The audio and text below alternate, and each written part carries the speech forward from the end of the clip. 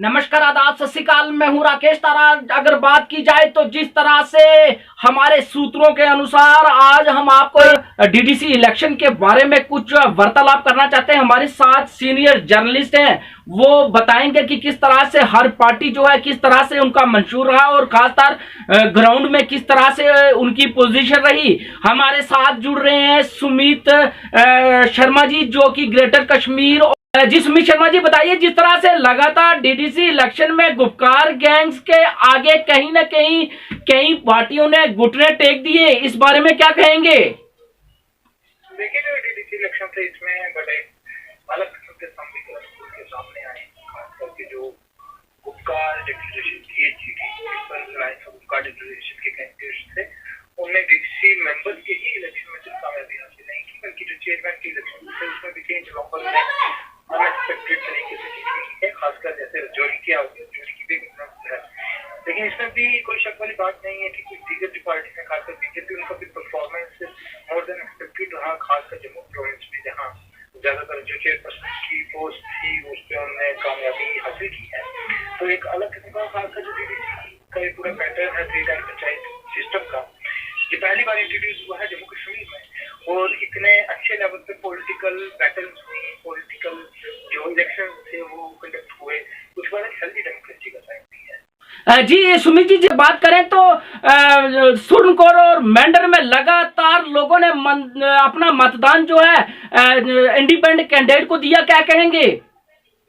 देखिए, बिल्कुल पूर्ण डिस्ट्रिक्ट में जो है वो इंडिपेंडेंट कैंडिडेट नहीं जो है वो पार्टी मारी है, ना सिर्फ डीडीसी मेंबर्स जो है वो मेजॉरिटी इंडिपेंडेंट कैंडिडेट्स, क्योंकि उन्होंने कामयाबी के साथ कांग्रेस के अच्छे खासे मेंबर्स होने के बावजूद चेयरमैन की कुर्सी पर भी इतना कब्जा जमा लिया और फिर उसके बाद वाइस चेयरमैन भी जो है वो इंडिपेंडेंट कैंडिडेट बने। तो साफ बताता है कि पूरी डिस्ट्रिक्ट में इंडिपेंडेंट कैंडिडेट जो है ये इनका पलड़ाबाजी रहा और अच्छे तरीके से जो है वो कामयाबी हासिल की है। और जो जम्मू कश्मीर जो पूरा हमारा यूटी है, इसमें भी डिस्ट्रिक्ट है, इसमें पूरी बारी एक से 2 डिस्ट्रिक्ट को साथ ऐसा डिस्ट्रिक्ट है जहाँ के इंडिपेंडेंट कैंडिडेट के हक में जो है वो पॉलिटिकल ये पूरा जो इलेक्शन है वो रहा। सुमित जी, अगर बात की जाए तो जिस तरह से लगातार सेंटर से भी लोग आए और सेंटर के जो है दृश्य भी बताए गए लोगों को कि किस तरह से पार्टी का मंशूर है और किस तरह से सरकार काम कर रही है, लेकिन लोगों ने फिर भी उस मंशूर को, उस दृश्य को नहीं देखा। और कहीं ना कहीं जो है जिस तरह से अगर बात की जाए तो राजौरी में बीजेपी अपना कैंडिडेट नहीं उतार पाई, क्या कहेंगे?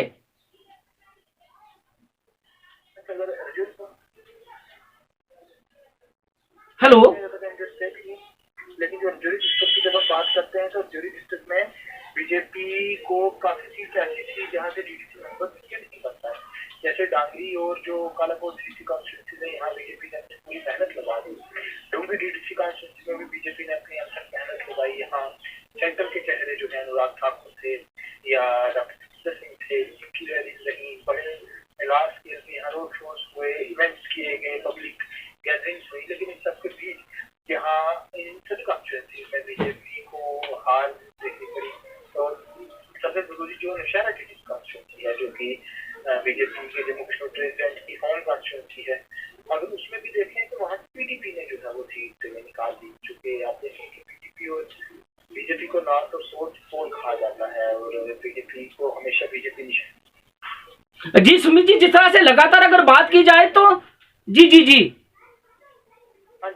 जी जिस तरह से लगातार बात की जाए तो कैंडिडेट खड़े करके हारना एक जगह और बात है, लेकिन अगर बात की जाए तो एमएलसी और कहीं ना कहीं अगर हमारे पहाड़ी चेयरमैन भी रहे, कुलदीप भाई गुप्ता भी, विनोद गुप्ता एमएलसी रहे और राजौरी में अपना कैंडिडेट पाई, क्या कहेंगे?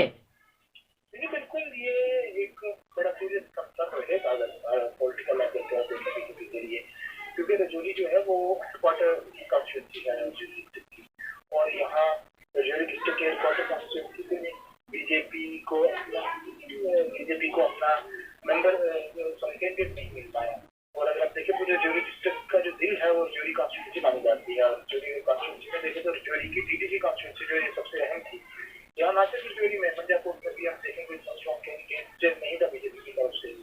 रजौरी की उसके अलावा बी की भी यही कंडीशन थी, बुद्धल में भी यही हालत थी। तो अगर काफी कॉन्स्टिट्यूंसी है यहाँ बीजेपी अपने कैंडिडेट खड़े नहीं करते, खासकर रजौरी कॉन्स्टिट्यूंसी में। पॉलिटिकल एहसास से इनके लिए इंट्रोस्पेक्शन का पॉइंट है। जी जी, सुमित जी, आप एक बड़े पत्रकार हैं, आप भी जो है इन बातों से जो है अवगत हैं। कहीं ना कहीं अगर बात की जाए तो दराल कॉन्स्टिट्यूंसी में जो जीते मलिक साहब, वो अपनी एक रुतबे के कारण और खासकर उनका वोट बैंक बना हुआ था।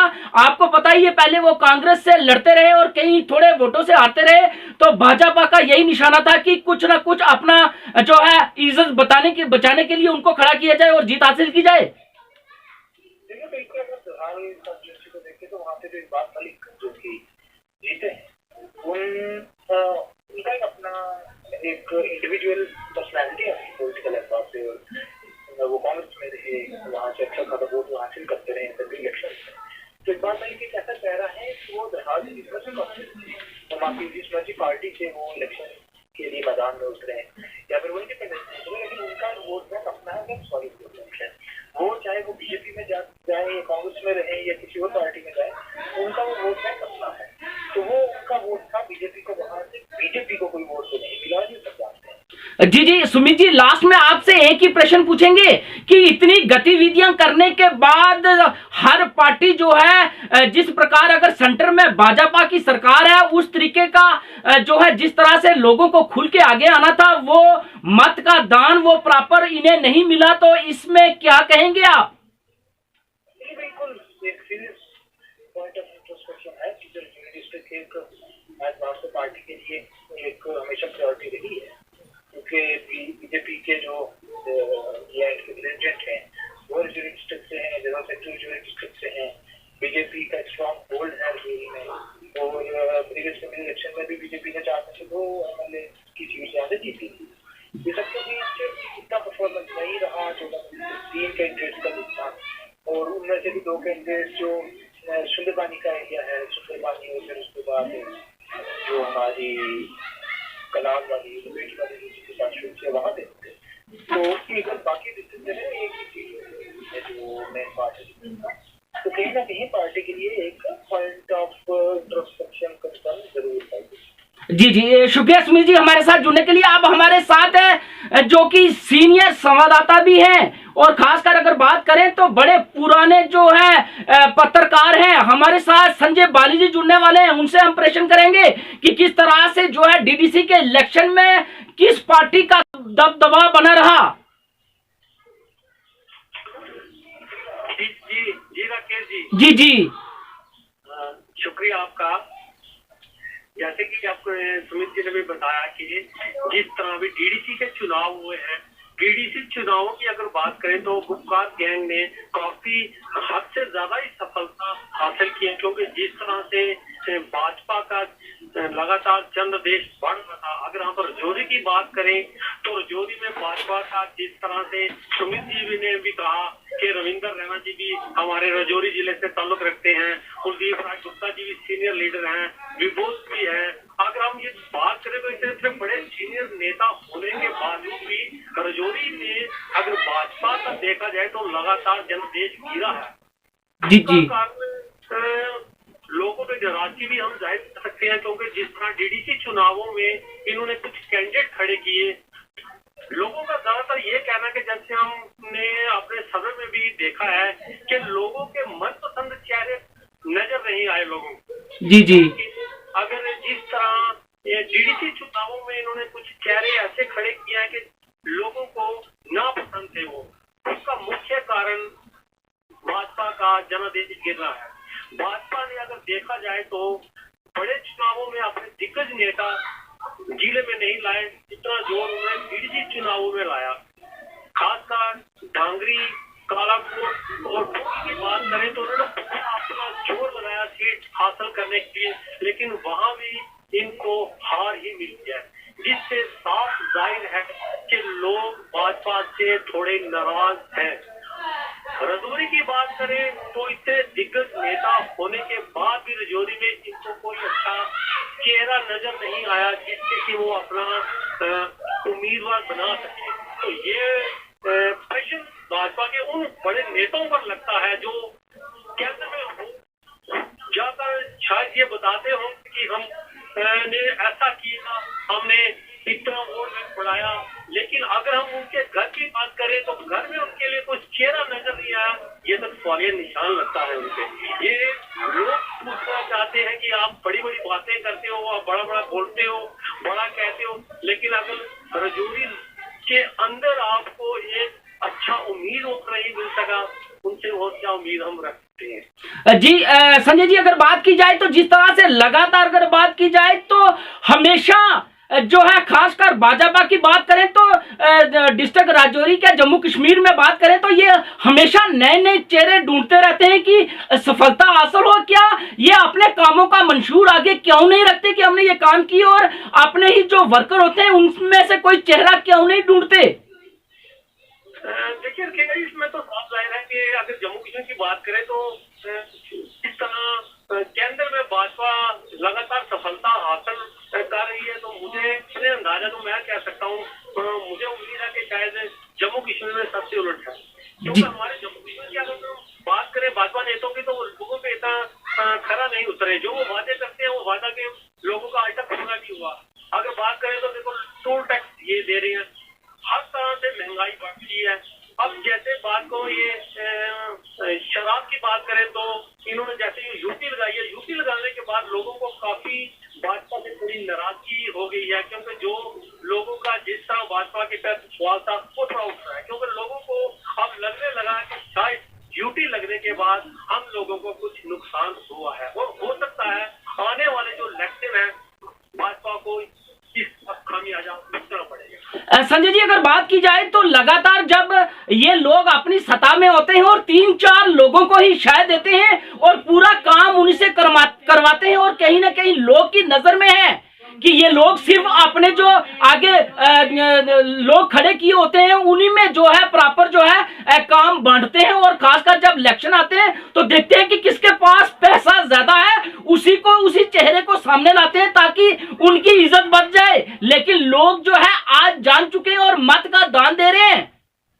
बिल्कुल, ये मैं आपकी बात से सहमत हूँ, क्योंकि भाजपा में लगातार बाकी जो बातें करें, हम रजौरी की बात करें तो इसमें मैं आपकी बात से सहमत हूँ कि वही लोग इनके नजर में हैं जो 3-4 दिन के आगे कुत्ते रहेंगे, वही का फायदा ले रहे हैं। क्योंकि अगर आम लोगों की बात करो तो ये इससे बिल्कुल लोगों को निराशा ही इनको मिली है। जी जी, शुक्रिया संजय जी हमारे साथ बात करने के लिए। हमारे साथ जुड़ रहे हैं अमित शर्मा जी, जो कि अगर बात करें तो एक हम जिस तरह से कहते हैं ना दिग्गज ये नेता है, ये हमारे दिग्गज पत्रकार। सबसे पहले तो मैं आपका शुक्रिया करता हूँ कि आज आपने पहली बार अपने इस चैनल के ऊपर जो है हम तमाम पत्रकारों को इकट्ठा कर दिया है। जैसे भार्गव है, मेरे छोटे भाई हैं, मेरे साथी भी हैं, क्योंकि इकट्ठे रह के हम फील्ड में काम करते हैं।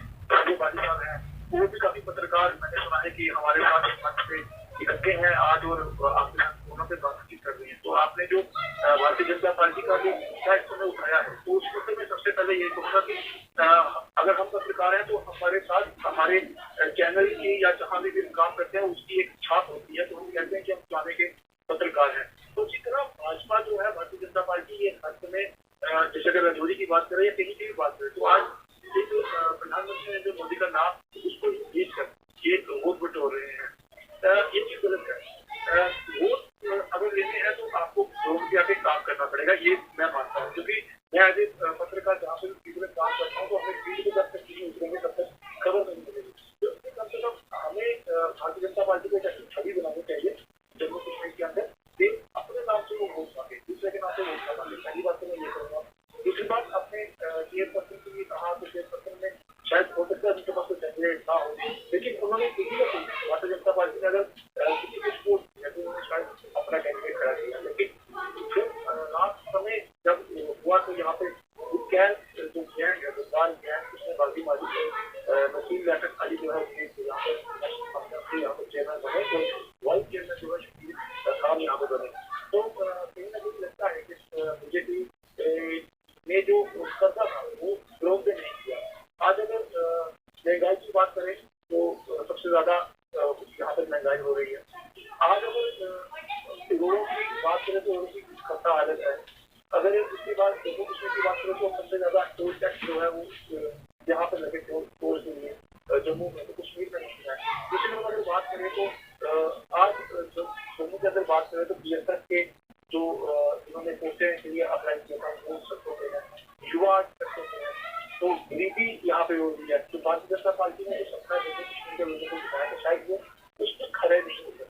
अमित जी, जी अमित जी, अगर बात करें जिस तरह से अगर बात करें, नरेंद्र भाई मोदी लगातार काम कर रहे हैं, और खासकर अगर बात करें तो पूरी जो सरकार जो चला रहे हैं, क्या मोदी जी के नाम पर ही हर बार लोग जान चुके हैं? मोदी जी काम तो कर रहे हैं, लेकिन ये सिर्फ क्या जिताकर अपने 3-4 लोगों को ही फायदा देते हैं? हम इन लोगों को एक्सपोज करना चाहते हैं कि इन्होंने कुछ चंद लोगों को ही फायदा दिया, और खासकर अगर बात करें तो डीडीसी इलेक्शन में लोगों ने इन्हें मुंह तोड़ जवाब दिया है।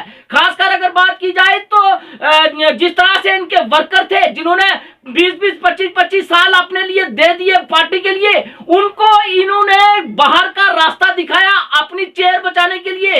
इन्हें सोचा कि बाहर से बड़े बड़े पैसे वाले लोग लाएंगे और उनको जीत हासिल होगी, वो पैसा बांटेंगे तो हमारी छवि बनेगी। तो इस पर क्या कहेंगे? देखिए, बात अनुराग ठाकुर यहाँ पर आए के बाद यहाँ पे आए, ठीक है, वो चेहरा है और उनको यहाँ पे लाना भी चाहिए, क्योंकि हम जो लोग यहाँ राजौरी और पूंछ के लोग जो है वो पिछड़े हुए लोग ऐसा मानते हैं, क्योंकि यहाँ पर कोई भी बड़े नेता नहीं आते। नेताओं को उन्होंने लाए, लेकिन जिस मकसद के लिए उन नेताओं को यहाँ पर बुलाया गया था वो मकसद पूरा नहीं हुआ। यह सबसे बड़ी बात है।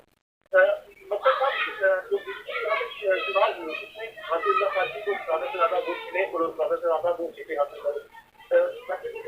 छोटी मोटी हस्ती नहीं है, बहुत बड़ी हस्ती है, और अपने आप में पीएमओ है वो भी चले, और जम्मू कश्मीर में जितना भी पीएमओ का काम होता है वो जाति जगह से लेके हैं। सबसे जो जानी मानी हस्ती है और आज उनका एक नाम चलता है, तो उनको गुजरात में बुलाते चर्चा करना और उस जलसे में फिर वहीं पे जो है वो हार जाना बहुत बड़ी नाकामी है। बीजेपी को ये भी समझना चाहिए। लगता है कहीं ना कहीं, ये मैं नहीं, आप लोग कहते हैं कि कहीं ना कहीं लगता है कि वो खफा है भारतीय जनता पार्टी से। अब वो खफा लोग क्यों है वो तो वही लोग बता सकते हैं तो खफा है, लेकिन इतना जरूर है कि बीजेपी को ये समझना चाहिए। और जो बीजेपी के कार्यकर्ता यहाँ राजौरी में बैठे हुए हैं, यहाँ पूंछ में बैठे हुए हैं, उन कार्यकर्ताओं को आसपास में आना चाहिए, खुद लोगों के बीच में जाकर कम से कम काम करना चाहिए। इसमें कुछ लोग यहाँ पे है वो काम कर रहे हैं, लेकिन अगर वो काम कर रहे हैं तो फिर बात खाना ऐसा क्यों? क्योंकि ये कहा जाता है कि बीजेपी का घर है अपना, तो उस घर के अंदर मार खा देना। उसके बाद धार्मिक बीजेपी को बात करना, दोनों सीटें जो है नेशनल कांफ्रेंस के जो वर्कर है उन्होंने जीती है। तो कहीं ना कहीं लगता है कि जिसको बीजेपी अपना घर बांध दिया उस घर में जिसको नुकसान हो रहा है। जी भारतीय जनता पार्टी के लोगों को समझना चाहिए, उनको आम लोगों के साथ या फिर बातचीत करनी चाहिए, पूछना चाहिए कि ऐसा क्या हुआ कि आपने ऐसा वोट किया। पता तो है सबको कि कितना वोट किया और कितने नहीं किए, इसमें से कोई दो राय नहीं है। इतने बड़े शहरों दिलाने के बाद, उसकी मीटिंग यहाँ पे करवाने के बाद, उसके जलसे करवाने के बाद अगर बात करें तो कहीं ना कहीं ये साफ दर्शाता है कि बीजेपी के जो वर्कर यहाँ पे है उनमें कोई ना कोई खामी है, या तो वो लोगों को इकट्ठा नहीं कर पाए या लोगों के डोर टू डोर जाके कंप्लेन करने के लिए नहीं कर पाए। इसीलिए उनको ये बात है, उनको ये समझनी चाहिए और ये अपने व्यक्ति को फायदा नहीं देना चाहिए, बल्कि अगर किसी ने वोट दिए या ना वो अलग बात है। आज प्रधानमंत्री मोदी जो है वो देश के प्रधानमंत्री है, लेकिन वो भारतीय जनता पार्टी से है, तो क्या वो कांग्रेस के लोगों को नहीं देते? क्या वो पीडीपी के लोगों को नहीं देते? वो भारतीय जनता पार्टी के वर्कर जरूर है, लेकिन आज देश के प्रधानमंत्री वो देश को चला रहे हैं। वो किसी भी पार्टी, किसी भी जात, किसी भी धर्म से हट के देश को चला रहे हैं। तो इसी तरह से भारतीय जनता पार्टी के जो बाकी वर्कर है उनको भी ये सोचना चाहिए, अगर प्रधानमंत्री जी हमारे ऐसा काम कर रहे हैं तो उनको भी काम करना चाहिए। और मैं आपको लास्ट यही बात कहूँगा, दूसरे के नाम पे वोट नहीं मांगने चाहिए, अपने नाम पे वोट मांगे, क्योंकि दूसरे के कंधे पे बंदूक रख के ज्यादा देर जो है वो नहीं चलाएगा। जी अमित जी, जिस तरह से आपने बात की, और खासकर अगर बात करें तो राजौरी सिटी में अगर राजौरी में अपना कैंडिडेट नहीं खड़ा कर पाए तो कितनी शिकस्त है भाजपा को? देखिए, मैंने पहले आपको बताया कि भारतीय जनता पार्टी को समझनी चाहिए, भारतीय जनता पार्टी को उनके वर्कर जो है उनको डोर टू डोर कंप्लेन करके लोगों से मिलना चाहिए। अपना कैंडिडेट वो नहीं खड़ा कर पाए, कहीं ना कहीं उनको लगता है कि शायद अगर अपना कैंडिडेट खड़ा करेंगे तो हम हार जाएंगे, अगर दूसरे की कामयाब नहीं हो पाए तो इसका साफ मतलब ये है कि भारतीय जनता पार्टी के लोग जो है वो खफा है। देखिए, ट्रैफिक का टैक्स अभी लगाया जा रहा है, अभी चर्चा में है कि अभी ट्रैफिक टैक्स लग जाएगा। अभी देखिए, हर जगह भारतीय जनता पार्टी ने मिशन के साथ जम्मू कश्मीर में ऊपरी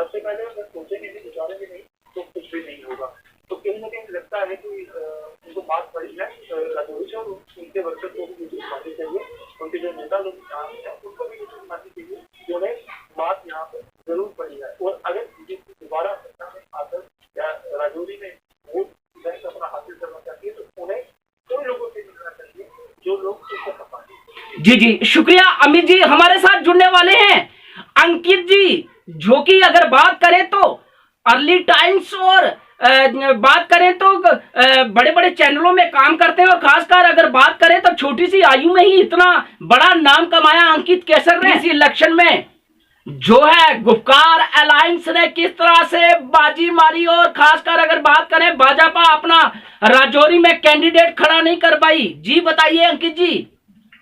राकेश जी, सबसे पहले तो हम आपका धन्यवाद करते हैं कि आप इस तरह के इश्यूज लेकर सामने आते हैं। हम देख रहे हैं कि आजकल जेके न्यूज ब्रेक की टीम हर जगह हर एक इश्यूज को लेकर सामने आ रही है। जहां तक आपने बात की डीडीसी के इलेक्शंस की और गुपकार अलायंस की और भाजपा की, तो मैं आपको सबसे पहले ये बता दूं कि भाजपा जो है कहीं ना कहीं जो है उसका रंग जो है फीका नजर आया। वो मैं इसलिए बता दूं क्योंकि हम लगातार ग्राउंड में रहते हैं और ग्राउंड जीरो से रिपोर्टिंग भी करते हैं, और उस दौरान जिस तरह से हम लोगों से बातें करते हैं, लोगों का साफ तौर पर ये कहना है कि भाजपा सिर्फ बातें करती है और जो इम्प्लीमेंटेशन नहीं होती है। भाजपा का सिर्फ आना और भाषण देना और वापस चला जाना, और इसके अलावा भाजपा का कोई काम नहीं है। जहाँ तक हम बात करें गुपकार अलायंस की, तो लोग बड़े ही परेशान थे, और जिसके चलते लोगों ने इस बार जो है गुपकार अलायंस को जो है अपना समर्थन दिया। मैं ये नहीं कहूंगा कि ये मैं अपनी तरफ से कह रहा हूँ, मैं ये लोगों के व्यूज बता रहा हूँ। जिस तरह से भाजपा द्वारा स्टार कैंपेनर जम्मू कश्मीर में भेजे गए, और राजौरी में भी अनुराग ठाकुर जो उन्हें एज ए स्टार कैंपेनर यहाँ पर भेजा गया डीडीसी के इलेक्शंस में, तो कहीं ना कहीं आप साफ तौर पर इस चीज से अंदाजा लगा सकते हैं कि अगर स्टार कैंपेनर आने के बावजूद भी उन जगहों से अगर भाजपा की हार होती है, तो कहीं ना कहीं जिस तरह से जो लोग बातें करते हैं वो कहीं ना कहीं सच होती हुई नजर आ रही है। मैं आपको ये भी बता दूं इसके अलावा कि भाजपा जो सेंटर से जो स्कीम्स लॉन्च कर रही है, जिस तरह से भाजपा का एक विजन है काम करने का, वो बहुत ही अच्छा है। लेकिन कहीं ना कहीं जब हम ब्लॉक लेवल पे आते हैं, स्टेट लेवल पर आते हैं, डिवीजन लेवल पे आते हैं, और कहीं ना कहीं हमें देखने को लग रहा है कि यहाँ के जो लीडर हैं वो लोगों को मोटिवेट करने में कहीं ना कहीं जो है पीछे रह चुके हैं।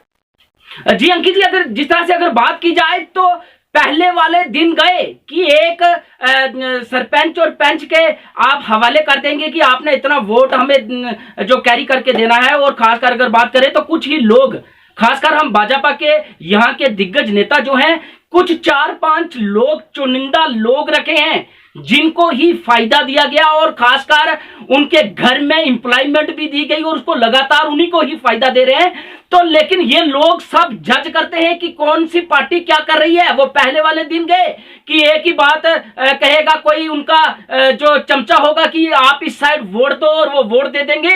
आजकल लोग मत का दान देते हैं, क्या कहेंगे? राकेश जी, मैं आपको बता दूं कि आजकल जो है लोगों का फेथ अपने हिंदुस्तान की डेमोक्रेसी पर ज्यादा बढ़ गया है। और मैं आपको ये भी बता दूं कि आजकल के जो युवा हैं, जो आजकल के लोग हैं, वो पढ़े लिखे हैं। हमारा लिटरेसी रेट जो है कम होता जा रहा है, और अब लोग जो है पढ़े लिखे जो है वो सामने आ रहे हैं, और अब लोगों में जागरूकता आ रही है। अब लोग ये नहीं कि किसी के बहकावे में आके जो है वो किसी को वोट कास्ट करेंगे। जैसे पहले होता था कि लोग पैसों पे बिक जाते थे, शराब की बोतल पर बिकते थे, लेकिन अब वैसा नहीं है। लोगों को अब समझ आ चुकी है कि जो लोग उनके काम करेंगे लोग उन्हीं को वोट देते हैं। पहले की तरह वो सिस्टम नहीं रहा कि एक हाथ दो दूसरे हाथ दो, ऐसा अब बिल्कुल नहीं है। अब लोग समझदार हो चुके हैं, लोग जो वोटर हैं वो जागरूक हो चुके हैं। जिस तरह से एडमिनिस्ट्रेशन की तरफ से काफी सारे प्रोग्राम चलाए जाते हैं, काफी सारी चीजों को जो है सामने लाया जाता है, उससे देखकर जो है ये साफ तौर पर जाहिर होता है। और उसकी जीती जाती मिसाल इन इलेक्शनों में हमें देखने को मिली, जो ये डीडीसी के इलेक्शंस हुए हैं। और सरकार का जो कहीं ना कहीं दावा था कि जम्मू कश्मीर से 370 को हटाया जाएगा, और उसके बाद जो 3 टायर सिस्टम लागू करने की बात की जा रही थी, और कहीं ना कहीं अब लग रहा है कि 3 टायर सिस्टम जो है जम्मू कश्मीर में बहाल होता हुआ नजर आ रहा है। और एक कहीं ना कहीं हमारे दिल में इस चीज की थोड़ी आशंका है कि जो हमारे यहाँ के लोकल लीडर हैं वो जो है लोगों के दिलों में जगह बनाने में कहीं ना कहीं पीछे रह रहे हैं, जिसकी वजह जो है आपको मैंने पहले ही बता दी कि यहाँ के जो लीडर हैं वो सिर्फ बातें करते हैं और ग्राउंड लेवल पर जाकर लोगों के काम नहीं कर पा रहे हैं, जिसके चलते लोग यहाँ के नाखुश हैं। और इन इलेक्शनों में लोगों ने उसका जो है जवाब इन लीडर्स को दिया है। और इससे पहले भी कई सारे इलेक्शंस में, चाहे म्यूनसिपैलिटी की बात करें या फिर दूसरे इलेक्शंस की हम बात करें, तो इसका करारा जवाब जो है लोगों ने यहाँ के लीडरों को दे दिया है। राकेश जी। जी अंकित जी, जिस तरह से पूरी जो है आपने पूरे विस्तार से हमें बताया कि किस तरह से लोगों का रुझान, और खासकर अगर बात करें तो हमारे लीडर लोग ही कुछ लोगों को अपना सहारा देंगे, तो बाकी लोग भी जान जाते हैं कि ये लीडर जो है ये 2-3 लोगों को ही सहारा देता है। लेकिन जब मतदान होता है 4 लोग सहारा नहीं बनकर जिता सकते, ये तो आपको पता है अंकित जी। जी राकेश जी, मैं आपको बता दूं कि हमारी सरकार जो है इलेक्शन से पहले क्यों जो है टीमों को भेजती है ताकि लोग अवेयर हो पाए। और जिस तरह से लगातार डेमोक्रेसी के अंदर मैं आपको बता दूं कि नुक्कड़ नाटक किए जाते हैं, इलेक्शन कमीशन ऑफ इंडिया की तरफ से टीमें भेजी जाती हैं, लोगों को अवेयर किया जाता है कि आपके एक वोट की कितनी कीमत होती है। चाहे प्रधानमंत्री का इलेक्शन हो, असेंबली के इलेक्शन हो, एक वोट की वजह से जो है सरकार का पल्ला इधर से उधर हो सकता है। एक वोट की वजह से जो है एक पार्टी जीत सकती है। एक वोट की कीमत जो है वो कोई भी अदा नहीं कर सकता है। इसलिए मैं आपको बता दूं कि हर एक वोट की उतनी ही कीमत है, एक आम आदमी के वोट की भी उतनी ही कीमत है, और एक प्रधानमंत्री के और प्रेसिडेंट ऑफ इंडिया के वोट की भी उतनी ही कीमत है इस डेमोक्रेसी के अंदर। तो मैं आपको बता दूं कि लोग जो है अपना वोट जाया नहीं करते हैं, और लोग जो है उन्हीं लोगों को वोट कास्ट करते हैं जो उन्हें लग रहा है कि वो उनके काम आएगा। और जहां तक मैं आपको बता दूं कि फायदे की बात है, और मैं किसी का नाम नहीं लूंगा राकेश जी, यहाँ पर ऐसा होता आया है और यहाँ जम्मू कश्मीर की रिवायत है कि जो लोग उन लीडर्स के खास होते हैं, जो सियासतदानों के खास होते हैं, उन्हें काफी फायदा पहुंचाया जाता है। उसके लिए हमारे यहाँ के जो मंत्री हैं वो किसी भी हद तक जाने के लिए जो है वो हमेशा तत्पर रहते हैं। लेकिन जी मैं आपका धन्यवाद करता हूँ कि आप एक लीडर जो है, एक पत्रकार हैं जो इस तरह के इश्यूज को लेकर सामने आते हैं। हम आपको देखते रहते हैं कि जेके न्यूज ब्रेक के माध्यम से जो है आप हर जगह पर पहुंचते हैं और ग्राउंड की रिपोर्टिंग जो है सामने लाते हैं। मैं आपको सैल्यूट करता हूं कि आप इस तरह के इश्यूज को सामने ला रहे हैं, चाहे किसी भी प्रकार की न्यूज हो, और आप इस तरह के इश्यूज को सामने लाकर लोगों को जो है हौसला देते हैं, लोगों की उम्मीदों पर आप खरे उतर रहे हैं। मैं आपको सैल्यूट करता हूं। इन लीडर से तो आप ही अच्छे हैं जो लोगों की सुध बुध लेने के लिए उनके पास पहुंचते हैं, और लोगों की हर दुख सुख में आप उनके सामने जाके पहुंच रहे हैं। और आप जिस तरह से लोगों को अवेयर कर रहे हैं, जिस तरह से किसी भी प्रकार की न्यूज हो, आप हम आपको देखते ही आ रहे हैं कि चाहे ट्रैफिक वायलेशन की बात हो तो आप लोगों को अवेयर करते हैं। उसके बाद कोई बहादुरी का काम करता है तो आप उनको जाके इनाम जो है उन्हें देते हैं। इसके अलावा जो लोग किसी की मदद करते हैं आप उनकी भी मदद करते हो। पिछले दिनों में हमने ये भी देखा कि आपने पुलिस लाइन के अंदर इतना बड़ा एक प्रोग्राम किया जिसके अंदर आपने कल्चरल एक्टिविटीज करवाई, जिसमें एडमिनिस्ट्रेशन के लोग वहाँ पे मौजूद थे, एसएसपी राजौरी चंदन कोहली वहाँ पे मौजूद थे, और पुलिस का भी काफी तावन रहा उसमें। और हमने उसमें ये चीज खास देखी कि आपने वहाँ पे लोगों को जो है, जो यहाँ के हमारे राजौरी के बच्चे हैं, उनका एक कंपटीशन करवाया और उनका हौसला अफजाई की। आपने उसमें फर्स्ट सेकंड थर्ड इस चीज को नहीं देखा, लेकिन आपने देखा तो बच्चों की काबिलियत को देखा कि बच्चे किस तरह से, किस मेहनत के साथ इस कंपटीशन में उन्होंने भाग लिया, और आपने उस प्रोग्राम को सक्सेस किया, और एक आपने राजौरी के अंदर से एक मिसाल कायम की कि यहाँ के लीडर्स को जो काम करना था वो काम आपने एज ए पत्रकार होकर आपने वो काम सर अंजाम दिया। जी अंकित जी शुक्रिया। जिस तरह से आपने जेके न्यूज ब्रेक को थोड़ा सा हौसला दिया, और खासकर आप जैसे पत्रकार अगर हमारे जेके न्यूज ब्रेक के साथ जुड़े रहेंगे तो जेके न्यूज ब्रेक हर वो ग्राउंड रिपोर्ट जो है एडमिनिस्ट्रेशन के सामने लाएगा। और खासकर अगर बात करें तो अंकित जी जिस तरह से आप भी पत्रकारिता करते हैं, आप भी निडर होकर करते हैं, तो हमें आप जैसे पत्रकारों का सहारा मिलता है। और खासकर अगर बात करें तो हमारी एडमिनिस्ट्रेशन इस समय DC Rajouri, SSP Rajouri, DIG Rajouri इतना अच्छा काम कर रहे हैं कि हमारा मनोबल बढ़ रहा है। और खासकर अंकित जी, हम अपने चैनल के माध्यम से आपसे वादा करते हैं, आप सब पत्रकारों से वादा करते हैं, जिन लोगों ने घपलाबाजी की है उनके लिए जेके न्यूज ब्रेक हर पल पर जो है हर खबर को जो है अंजाम देगा। और खासकर जिस तरह से सीडी फंड का यूज हुआ है, प्रॉपर ग्राउंड पे जाकर उनकी इन्वेस्टिगेशन करेगा और आप लोगों के सामने लाएगा। शुक्रिया अंकित जी, ये थे हमारे साथ जुड़े हुए पत्रकार। और आपने सुना किस तरह से जो है भाजपा के जो दिग्गज नेता है बड़े बड़े वादे करते हैं और खासकर कुछ ही लोगों के कंधे पे रखकर बंदूक चलाना चाहते हैं। लेकिन आजकल लोग जो हैं वो हर वक्त और हर पल को देखते हैं कि कौन सा जो है हमारा नेता किस समय हमारे साथ चला है। और खासकर अगर बात करें तो भाजपा के दिग्गज नेता जो है कहीं ना कहीं गुपकार अलायंस में जम्मू कश्मीर की बात को और डिस्ट्रिक्ट राजौरी की बात करेंगे तो कहीं ना कहीं गुपकार अलायंस ने बाजी मारी। जेके न्यूज ब्रेक से राकेश तारा, राजौरी।